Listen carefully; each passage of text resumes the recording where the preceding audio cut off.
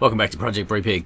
Previously you saw us pull this engine apart because the death noises came out from inside it, and they're supposed to stay inside at all times. We've now got all of the parts back on the boat. It's time to rebuild this motor. First rule of Outboard Club is we don't talk about Outboard Club. Okay, that's not true, we clean stuff. First step of reassembly is make sure that every single gasket surface is absolutely spotless and any bits of dirt or carbon or grime in these engine parts is removed. We want this to be like a surgical table when this thing's ready to go back together. What I want to do is just clean these ones up, so we just run it down like that. It should like this. It shouldn't be tight. It should be able to just go all the way down. But you know that's the right size because it will go down at all. Yeah. So a couple of things, right? Because it's Asian, it's going to be metric. And then with metric, you have standard sizes. So metric 5, metric 6, metric 7, 8, etc. This is an M6, so I know it's going to be this particular type. And you're just doing it by hand because it's gentler. Yeah, so I have to basically do that on all of them.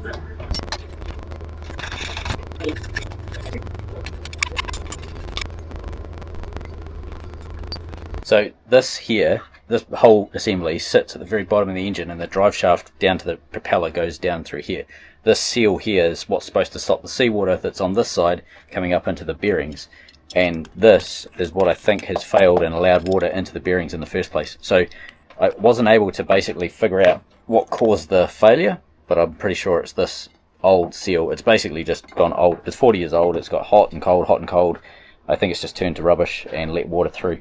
When we sat the motor for a week or two, that's basically I think what's made it die. So replace this, and we've stopped the thing that caused the bearings to fail. And that is the dead seal removed. So you can sort of see it's basically just a little rubber seal, spring-loaded seal, and it's gone all hard. This is what they look like new. We haven't opened this packet yet, but this is a new one. They're nice and soft and supple, and there's a little spring in there that essentially closes it around the output shaft, and that should last for another 10 years. So the guys have pretty much got the whole engine cleaned. So Bert's done the hardest bit, pretty much, this little seal. Alina's doing the most annoying part. She's basically gone through and tapped every single hole on here. She's going through and putting the die down every single bolt. They're coming up absolutely beautifully, and they're starting off horrid, so she's making an awesome job of them. While that's happening out the back here, we have the ultrasonic cleaner buzzing away with all of the last bits. We're just giving it a final clean just to knock off any carbon and any sort of loose bits. We'll give it one last razz, then we'll dry those off and we can start assembly. Razz is a New Zealand word for give it a razz up, which is obviously to clean something. So as the guys go through and clean up every nut and bolt that we're going to be using to assemble this engine, just makes it so much easier down the road when we need to torque these bolts to spec. So what we want to know, this is our cylinder this is where the pistons go up and down. And when an engine wears out, like an old engine or whatever, they always get more wear at the top of the board than they do at the bottom. This engine doesn't have much wear, and I can tell that is because the rings never go right to the top. They're always short, I don't know, 5mm or something. There's always a little gap right at the top. And if you can physically get your fingernail and do that and feel a lip, you know the bore has wear in it, but there's no lip on these ones.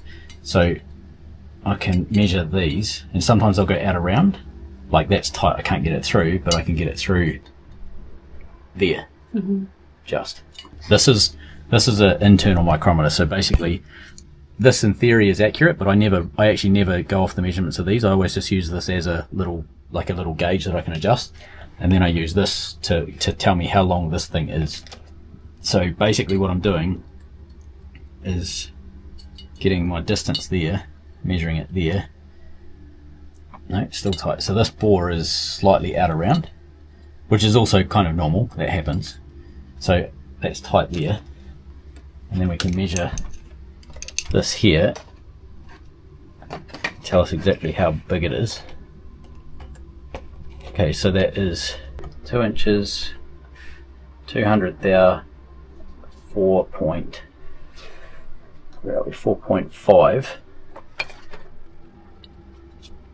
was that big. And then if we go this way here, we can measure how much out around it is. So it's about 0.0005 of an inch out around. Yeah, which is fine. It's less than a thou. It's completely acceptable. These are the things that seal the actual compression. Now, normally you get a piston and you push it down with a piston, but I don't have a piston, so I'm not going to do that. So you put your feeler gauge in that gap there, keep going until it's tight. Okay, so that there fits, but it's tight, so we're going to call that 12 thou. So now that I've measured the bore using the internal micrometer and then confirming it with the external micrometer, we've put the piston ring in, the new rings, and we've confirmed our specs. It's 8.8 to 11 thou is our total gap that we need. So it's 4 to 5 thou per inch of bore. We've got a 2.204 bore on this. So this is actually at 12, so it's ever so slightly over spec, but I can't do anything about it. That's just what it is. So I'm okay with that, and let's go through and we'll measure the others. This is the top ring as well, so it could always also be that this top ring has slightly more gap than the bottom ring. So let's go measure the rest and see how we go. So I'm just about to start assembling the new piston rings onto the piston. So this is the old rings.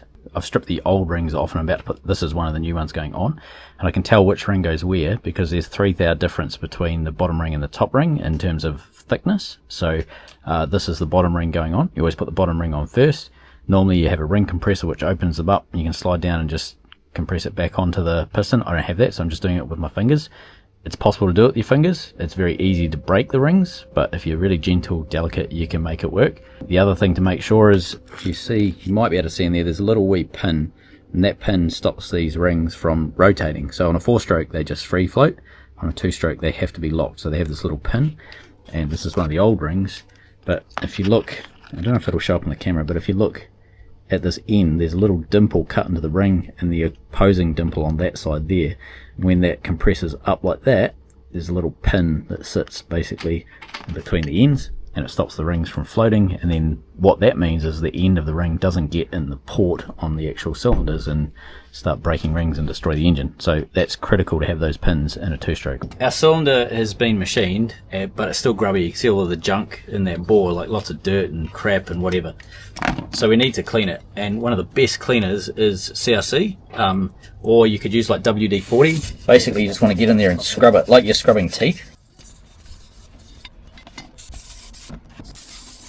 So I've got a fairly clean cloth for my initial wipe, and then I'll swap to an even cleaner cloth when I go to do the final wipe out. But as part of the cleanup process, you can see we've gone through here with really fine sandpaper, not to take anything off, but just to make sure there's no high spots, no nicks or anything.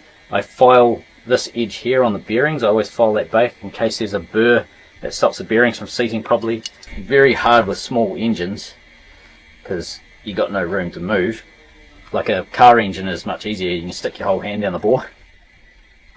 You see it, like it's coming out. This wasn't clean to start with, but it's not massively dirty. But we need it way, way cleaner than that. If I wipe that, see that grey? That's honing stuff that I have to get rid of. So I just have to keep cleaning it until it doesn't come out grey.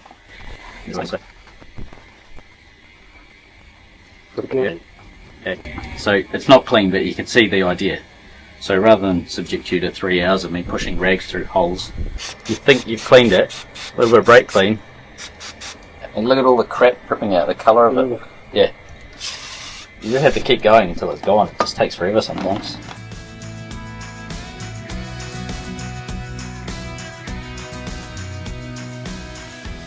So we're getting close to assembly, so we've got most of our parts sort of cleaned up. The block itself is just out there drip drying, so it's been cleaned to within an inch of its life. Soapy water scrubbed everything to get any sort of last oils and residues out, and then I've CRC'd the bores so they won't rust, but everything else is basically drip drying, waiting to go.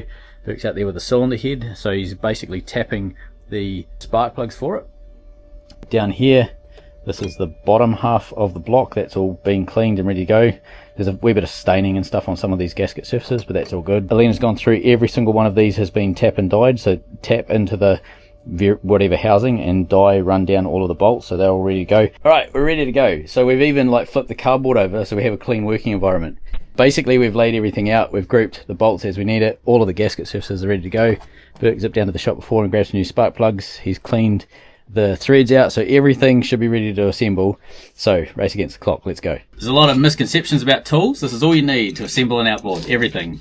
You just have to make the click click sounds yourself when you do the talking. For all you mechanics out there. Alright, outboards are actually really easy to assemble because there's bugger all to them. So you've got the empty block, flip it over, and we're pretty much ready to go at this point to start installing this. Now before we do that, we need to lube everything up. So I've just got a little bit of oil in a can. So putting your oil on the rings, you want to make sure they're really slippery and lubricated, and then you want to make sure that the rings are on the pins so that they don't bind up and do silly things inside the cylinder. And now I normally put a bit in the bore as well. So when you rebuild an outboard, you get a top end gasket set or a power head gasket set, and included in that you've got a whole bunch of oil seals. This is the bottom end, and I think from memory that one is the top, but we'll just see if it'll fit and we'll go from there. Checking diameter, you just want to basically put it in the block like that so you know the outside diameter is correct, and then you want to just slide it gently onto your crankshaft, and then we know that the inside diameter is correct. Okay, now oil seals, they work one way and not the other. I don't know if you guys can see in the camera, but basically there's a hollow all the way around there, and if I flip it over it's solid. You want to have the hollow facing the inside of the engine so that if when it gets pressure, it basically pushes that hollow into the crankshaft and seals it better. If it's the other way around, oil will piss out of it. If it's the right way around, oil will pressurize it and stop from leaking. Okay, you always want to make sure you got heaps of lubrication on these. Okay, so outboard bearings have a little pin in the bearing itself. So in this case, I've got a pin sticking up here. I can roll this around. I've got another one, and then at the back I've got one there. These pins stop the bearings from moving inside the crankcase. They also have these seals, one here and one here, and that separates the cylinders so they operate independent from each other, because if they could each, like basically the air from one could go to the other, the two-stroke system wouldn't work. Two-stroke relies on each cylinder being a separate unit to every other cylinder. So essentially this isn't a two-cylinder engine, it's two single cylinders just stacked together. In a car, you'd normally have your crankshaft in first, and then you'd put your pistons and coil rods in from the top of the block, but in an outboard it's completely the opposite direction. And normally you need ring compressors to get pistons in a bore, but because you have to do it backwards like this in an outboard, they actually taper the bottom of the bore so it does the compressing of the rings. You don't physically have to do it. Just got to be super careful not to jam stuff and do anything weird. Right, once we got at that stage, you want to roll the bearings around so that the little pins line up where they're supposed to lock in. And I'll show you down here, but there's a little cutout on the block where the pins go. This is the pin here, and you can see there's like a little notch just sort of cut into the block just there. When this crank goes down, that will sit nicely down into the block, and it's the same on all three of them. So this is the pin here, and you can see there's a little notch cast into the block. Same on this one here. This control ring here also has a little notch there, so basically you can't really get it wrong. So long as you put the pins where the block tells you to put them, you're good to go. So I'm just going to press that in. There we go. Before I get super carried away, I'm going to oil up the bearings. Doesn't do anything other than give it lubrication on that first startup. Okay, and by doing this, I can confirm that nothing's binding up, that everything's working as it should.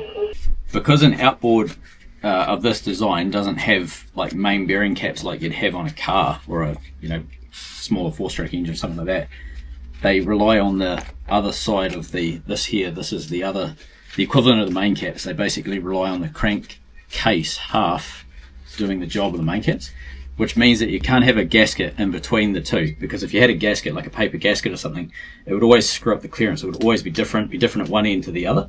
So you have machined aluminium surfaces, and you've got a dowel here and a dowel here. What you have to do is use like a high temp RTV, something like that, and you basically put RTV over the surfaces and then clamp it down.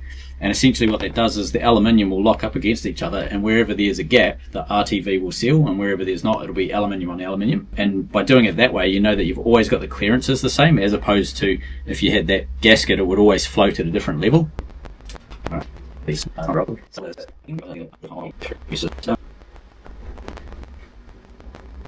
Brake clean surfaces like this, every time I need to make sure a gasket won't leak or anything like that, basically just gets rid of any last oil. Okay, and then this goes on the right way. No one saw that, that was smooth. whenever there's a bolt that you have to torque up, you never want to put it in dry, because then the friction of going in dry is going to basically give you an inaccurate reading for torque. So I always put a tiny bit of oil on the thread, make sure the threads are clean on the bolt and the and where you're putting it into, and then just screw that in. And it basically means you're going to get an accurate reading when you torque this up. Tiny torque wrench. Whenever you're torquing up a whole bunch of bolts around a structure like this, you're basically talking out, you want it to stretch and expand and settle and do all its things, but you don't just randomly torque the bolts up. So you start at one and you kind of go in circles that get bigger and bigger. Some engines and some machinery will tell you which ones to do, and you sometimes have to go up in stages. So you might do it to say 20 newton meters, 50 newton meters, 80 newton meters, something like that. Others will just go do it to 25 and whatever, but you always want to go in the pattern. So if they don't give you one, you make your own. So we're going to use this as our number one. So we're going up to 16 newton meter. Done. So new head gasket going on our head, and cylinder head goes up like so.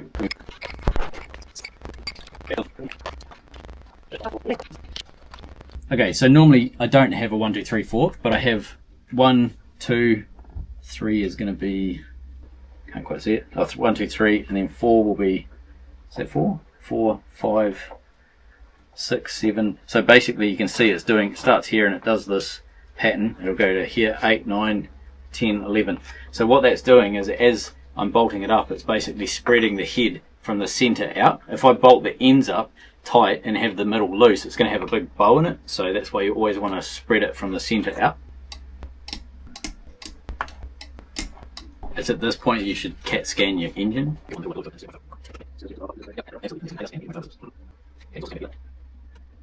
So we don't have to put gasket goo on this gasket. This is enough on its own. However, it won't fail if you put gasket goo on it. If anything, it'll have more chance of not failing. So this is basically to direct the exhaust. It essentially comes out of the cylinder and it fires it backwards. That's why you have this big curvy bit. Now this one goes on. So I'm going to go back to my earlier statement of when you don't have a bolting order to do it, go circular.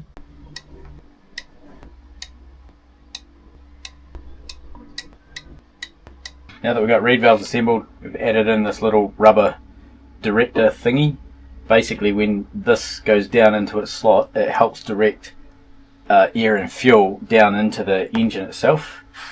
You look down into the engine, you've got one cylinder and a second cylinder down there, and it just kind of helps direct it. Carburetor department's gone through and assured me that the carburetor is fine. So there'll be warranty claim if anything goes wrong.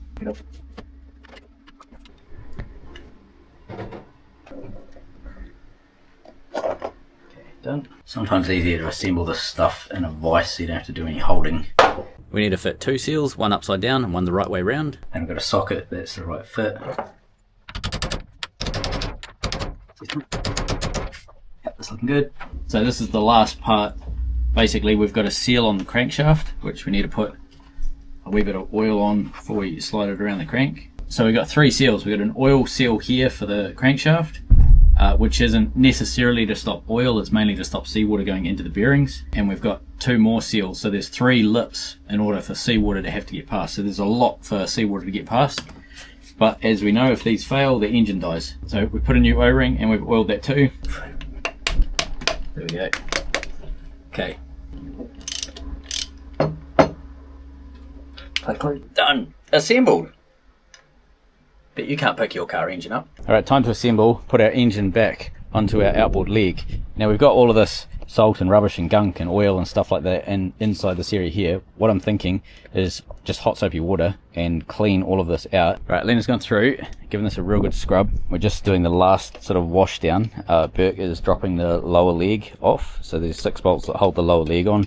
That should drop down. And then the bottom is the gearbox and also the impeller and everything. So we'll be able to give that a check. Put the power head back on, and yeah, this outboard should be getting a bit of a spruce. Even though it looks rough as guts on the outside, it should be pretty new on the inside. So this is how we leak check the outboard. So Lena's going to strip down the impeller and do a check on that, and we'll make sure that it's looking good before we put everything back together again. So what's it like inside? Okay, so the housing is perfect, there's no real marks on that. Can't see any of these falling off, they all look pretty good. This is a relatively new impeller as well, so that's cool. So just put it all back together, and then when you put it on, just give it a twist as you put it down. That's it, perfect. Yep, lovely. We can bolt it back together, that one's good. So this is the Outboard thermostat. It's an oldie and it needs to be replaced, but I don't have a replacement or an easy ability to get a replacement. So we're going to test this to make sure it works. Basically the way a thermostat works, they have a little spring in here and they have a little bit of wax in here, and when it gets to a certain temperature, the wax contracts or expands, I can't remember which, but it basically pushes that valve open like that. So there's a rubber seal on this side, rubber seal on this side. It sits in the head like that so that water can't get past, and when the water gets hot enough, the wax contracts, opens the valve, and water is allowed to flow. And that's how an engine can regulate its temperature. So the way you test it, put it in hot water. So this is just straight out of the tap hot, so it's like 50 degrees or something, and it's not opening, which is a good sign. So let's go up on the stove, we'll boil it up, and we should see that valve open up. And the thermostat sits in the top of the engine, just like press in, just like that, and basically it blocks off this gallery here. So this is a water gallery, it feeds water around the cylinder head. So once the valve opens, it allows water to flow freely through that engine from the cylinder head down, and until that valve's open, the water is stationary, so it helps the engine actually warm up to temperature. So if you don't have a thermostat, sometimes it's really hard to get your engine to get to operating temperature, and you need it to get to operating temperature because then your rings close the right amount, the pistons have the right amount of distance, and all of the tolerances are based on having the engine at a certain temp, and that is what gives it that temperature. Just adding the gasket between the engine itself and the outboard leg. Gently ease it down, so just take your fingers out from under it. Yep. That's it. And you'll feel some little dowel pins, it'll clonk it, there we go, just like that. And that's on, and now we can bolt it down and it should be nice and tight. So the bolts are going in now that are going to hold the power head to the midsection or to the leg. Making progress, got a few brackets back on, got our throttle on, we've got a little bracket over here that we think is the throttle, we're trying to figure out where everything goes. This is our carburetor butterfly over here, and we're trying to link that somehow to our throttle here. Our gears still are not connected, so we're just trying to figure that out, but we are getting fewer and fewer bits, which is a good thing. So we've only got a few things left to start hooking up. Alright, we've figured out a few things. We've got our throttle connected, and it is working quite nicely on our carburetor, and the whole thing advances the ignition as part of the movement. So I was struggling to figure out how to connect the two, forgot that it linked via this. So that's all done. Now we're just got to figure out the gear sides of things, which is all on the other side. Okay, flywheel's going on. Now, it's got a key, like a little half moon key, and there's a trick. When you go to put them in the slot, put it in the slot, like so, and instead of just laying it flat, if you tip it ever so down at this end here, so it's angled sort of out, when you slide the flywheel, this flywheel over here has a taper on it, when you slide that down, that taper will automatically align that key. Oh, magnets. Okay, so that's on there now. Just bolt that down. Right, we've torqued the flywheel on, 10 kg meters, which is just about 72 foot-pounds. So we've done 72 foot-pound on that. We've got a little timing mark and everything up. Now we're just going to work out our gears. Something's going on with our gears we haven't quite figured out yet. We'll get our electrics hooked up, and then we're very close to probably starting this thing. A few minor things left now. We just need to earth this, which is the kill cord. Need to put this little plastic bracket, which sits up like that, covers all the electrics. Need to get that done. Once that's finished, it needs a propeller. Apart from that, everything else is pretty much ready to go.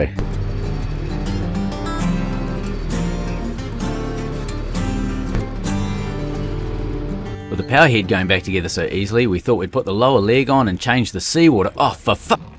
Now look, I'll admit that having seawater where there should be oil is potentially a setback, but we're obviously going to deal with this like adults. Put this outboard aside and start a new project. So we are about to press off. We're leaving Port Douglas. Today's mission is leaving Port Douglas, steaming straight out of the harbour for about 12 miles and getting to a place called Snapper Island. It's just off the coast, right outside the Daintree River, which is pretty much Crocodile Alley.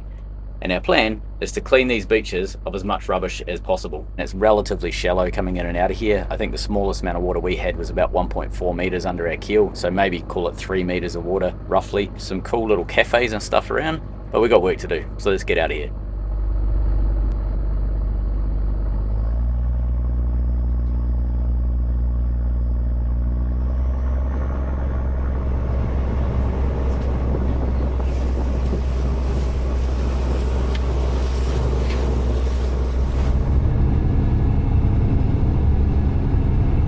There's a few new faces on board Brupeg for this trip. This is part of our work with Tangaroa Blue and their Reef Clean initiative. Volunteers are going to be dropped off to Snapper Island, and then we're going to work our way around every beach on the island and try and scrape as much marine debris off as possible.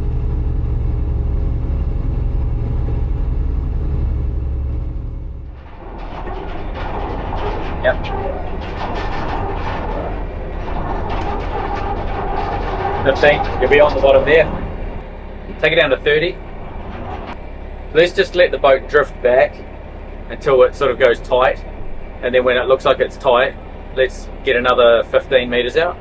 Snapper Island has beaches separated between fringing reef and rock walls, so we either need to time it with high tide for the dinghy, or the crew need to hike in and out of each beach. So that's Snapper Island just there. Plan is basically I'll stay on the boat for the day. Burke is in charge of the small boat, and he's going to ferry everybody back and forth. We've got crew down here from Tangaroa Blue on board the boat, so they've got base camp set up. That's going to be their base camp, work their way around the island, which is all of the southeast facing beaches which caught a lot of marine debris coming on board. These ones on this side of the island not so bad because they're very protected. You can see there's virtually no swell. Half of the crew got dropped to the southeast facing beaches. These are where we expected the most amount of debris, and they got straight into it. Our arrival. It's actually beautiful. It's gorgeous.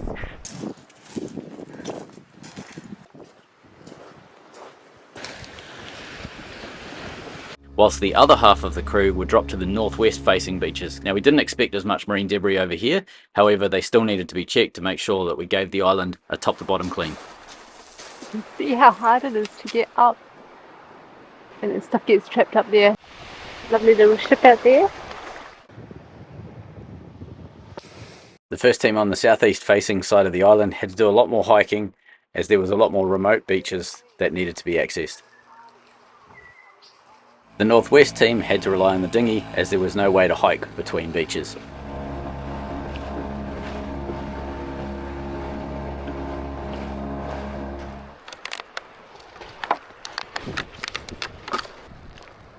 Our nemesis for the day was proving to be this beach at the southern end of the island, but more on that later. Meanwhile, I was hard at work on the boat making sure the cat was entertained. After lunch, the southeast team decided to have a go at getting on the nemesis beach using the dinghy. Okay, so we had a bit of trouble finding our way to the main beach, and I think we finally got it. We're at low tide now, so we'll just walk around this coastal line far enough away to avoid any of the crocodiles and do our best in the next hour to pick up what we can at the main beach. While southeast team are hiking along the low water mark, northwest team are using the dinghy once again to move around the island.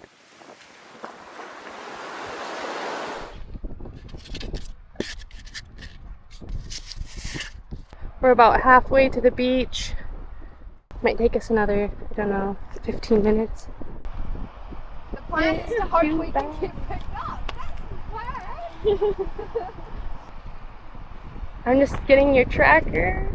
Oh yeah, the tracker. It's so cool. Oh, yay.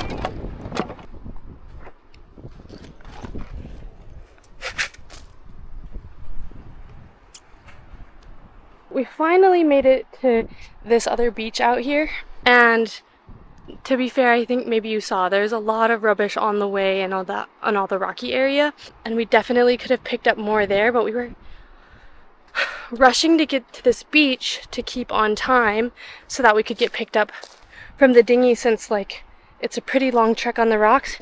You can see, or maybe you can't, Burke, he's out there, he's right there, trying to find how he's going to enter this beach because it is a bit shallow and reefy. So we'll see what we can come up with, see if we can get him out here. Spoiler alert, The reef wouldn't allow Burke to come up to the beach, so they had to hike all the way back, carrying all of the stuff that they'd just picked up, while Burke got the luxurious option of looking at them from the sea. So the guys coming back, this is the last pickup, so they're going to offload a little bit of rubbish, people, tie the dinghy up on the back. Alright, anchor is coming up.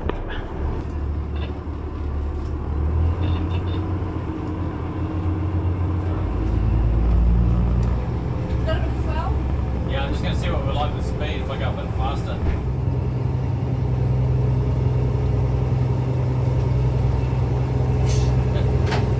Over there.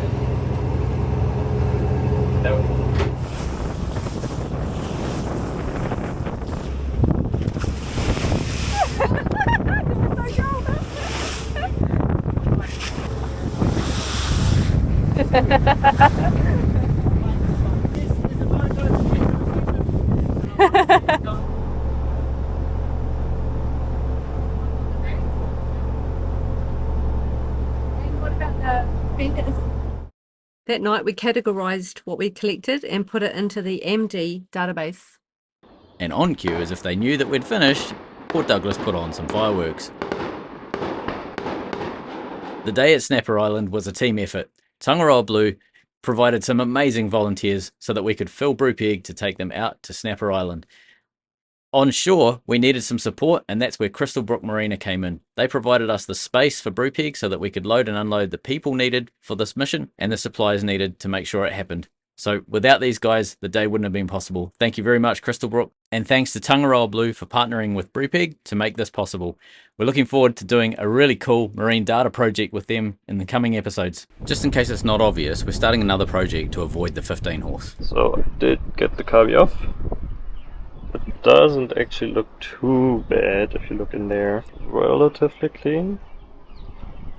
But I'm still gonna open it up, clean up everything that I can find. And hopefully it's gonna run better afterwards. Burke he's stripped our 3-horse carburetor down. You can see it on the ground there. Basically it's not running. We got it running and then it stopped for some reason. Pretty sure it's bad fuel. Something's happened to the jets. So he's stripping all of that down and giving it a real good clean. Cat is doing all. Jess is monitoring the situation from a grapefruit. With the carburetor stripped down, cleaned out and then reassembled, it's time to fit it back onto the engine, see if we can get the engine running again.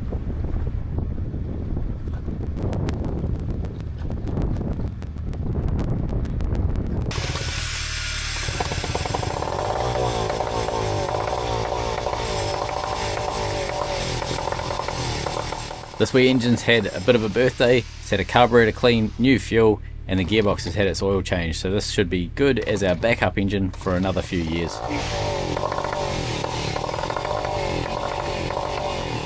So join us next week when we find other adult ways to not cry over a 15 horsepower outboard.